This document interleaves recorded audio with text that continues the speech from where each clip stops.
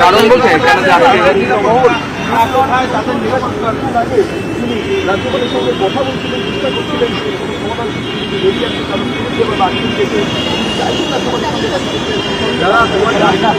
মধ্যিখানে দেখো তোমার যারা আক্রান্ত তাদের সঙ্গে যেতে রাজ্যপালের দেখা করানো যায় সে বিষয়টা রাজ্যপাল নিশ্চিত করার একটা প্রয়াস চালাচ্ছিলেন এবং রাজ্যপালের সঙ্গে বারবার কথা হচ্ছে, তার অধিকারী বাইক কথা হচ্ছে এবং কথা বলার পরও আমরা এখনো পর্যন্ত জানতে পারছি অর্থাৎ এই কারণ রাজ্যপাল নিজে যেটা বিষয়টা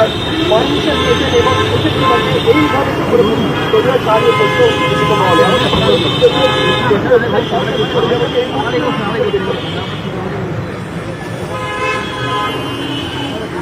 ভেঙ্কটেশ্বর কয়েকজনের সঙ্গে কথা বলছেন দেখছি শুভেন্দু অধিকারী, এরা কারা, কি কথা হচ্ছিল? দীর্ঘক্ষণ ধরে শুভেন্দু অধিকারী যেহেতু তার কনভয় তিনি এবং তার কনভয় আটকে রয়েছে, ফলে আমরা এই মুহূর্তে দেখতে পাচ্ছি কলকাতা হাইকোর্টের বেশ কয়েকজন আইনজীবী তারা শুভেন্দু অধিকারী গাড়ির সামনে এসছেন এবং শুভেন্দু অধিকারীর সঙ্গে কথা বলছেন এবং শুভেন্দু অধিকারী গোটা ঘটনায় কিন্তু রীতিমতো তিনি বিরক্ত এবং এর আগেও শুভেন্দু অধিকারী তিনি রাজভবনে প্রবেশ করেছেন, কিন্তু যেভাবে নিরাপত্তা ব্যবস্থা আগে কখনো দেখা যায়নি। পুলিশের পক্ষ থেকে এখনো পর্যন্ত শুভেন্দু অধিকারীকে ঠিক জানানো হয়নি তার সঠিক কারণ কি কারণে তার কনভয়কে আটকে দেওয়া হয়েছে বা ব্যারিকেড লাগানো হয়েছে। সেই পরেই কিন্তু আমরা দেখতে পারি শুভেন্দু অধিকারীর সামনে কয়েকজন আইনজীবী তারা এসছেন, তাদের সঙ্গে শুভেন্দু অধিকারী এই মুহূর্তে কথা বলছেন এবং শুভেন্দু অধিকারীর ঘনিষ্ঠ মহল সূত্রে যেটা জানা যাচ্ছে, যদি শুভেন্দু অধিকারী কনভয় এই রাজভবনের প্রবেশ পথে যেতে দেওয়া না হয় সেক্ষেত্রে কিন্তু শুভেন্দু অধিকারী তিনি পায়ে হেঁটে কোনো অবস্থাতেই রাজভবনে প্রবেশ করবেন না, এমনটাই শুভেন্দু অধিকারী ঘনিষ্ঠ মহল সূত্রে আমরা জানতে পারছি। সেক্ষেত্রে রাজ্যপালের সঙ্গেও শুভেন্দু অধিকারী নাও সাক্ষাৎ করতে পারেন, এমন সম্ভাবনাও তৈরি হয়েছে। অর্থাৎ শুভেন্দু অধিকারী তিনি কিন্তু তিনি যদি রাজভবনে যান রাজ্যপালের সঙ্গে সাক্ষাৎ করেন, তিনি তার যে নির্দিষ্ট গাড়ি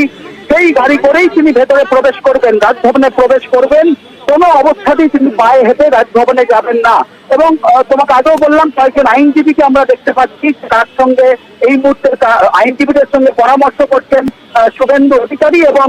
পরবর্তী কি পদক্ষেপ নেওয়া যায়, আইনি ভাবে কিভাবে এই ঘটনার মোকাবিলা করা যায়, সম্ভবত সেই বিষয়টাই শুভেন্দু অধিকারী আইনজীবীদের সঙ্গে কথা বলে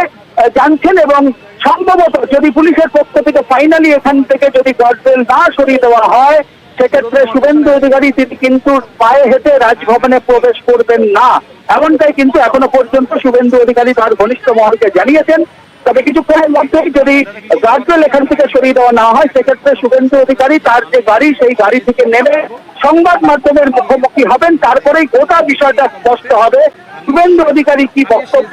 এবং আজকে স্বাভাবিকভাবে তোমাকে আগেও বললাম যে শুভেন্দু অধিকারীকে আমরা দেখতে পাচ্ছি যে একেবারে তার যে গাড়ি দীর্ঘক্ষণ ধরে তার যে গাড়ি সেই গাড়িতে বসে রয়েছেন এবং কয়েকজন আইনজীবী এসেছিলেন, সেই আইনজীবীদের সঙ্গে শুভেন্দু অধিকারী পরামর্শ করছেন। এই মুহূর্তে এই যে ভেঙ্কটেশ্বরে হেঁটে যেতে হবে, কনভয় নিয়ে যাওয়া যাবে না, এরকম তো আগে হয়নি। এই যে নিয়ম, এই নিয়ম কাদের নিয়ম? এটা কি মানে রাজভবন থেকে এরকম নিয়ম করে দেওয়া হচ্ছে নাকি এটা কলকাতা পুলিশের নিয়ম? দেখো পুলিশের যেটা বক্তব্য যে পুলিশের পক্ষ থেকে যেটা এই অ্যারেঞ্জমেন্ট করা হয়েছে নিরাপত্তা, সেটা রাজভবনের নির্দেশে করা হয়েছে নাকি কলকাতা পুলিশ স্বতঃপ্রণোদিত ভাবে তারা গার্ডরেল এই রাস্তার উপর লাগিয়েছেন সেটা কিন্তু এখনো স্পষ্ট নয়। যদিও শুভেন্দু অধিকারী তিনি নিজে কিছুক্ষণের মধ্যেই তিনি নামবেন এবং সংবাদ মাধ্যমের মুখোমুখি হয়ে গোটা বিষয়টা তিনি স্পষ্ট করবেন, তবে কয়েকজন আইনজীবীর সঙ্গে তিনি পরামর্শ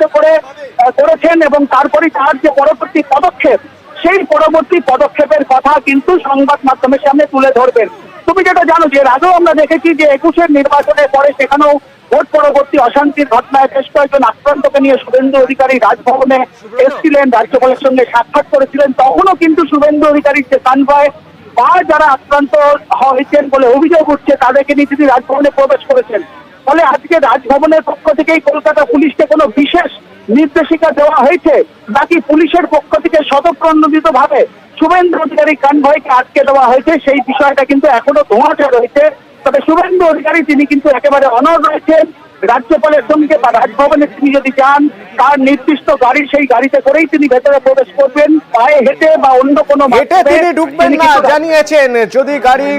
কনভয় প্রবেশ করানো যায় তবেই তিনি কনভয় যাবেন, হেঁটে ঢুকবেন না। আইনজীবীদের সঙ্গে কথা বলছেন, কিছুক্ষণের মধ্যে সংবাদ মাধ্যমকে জানাবেন বলেছেন। সরাসরি দেখবো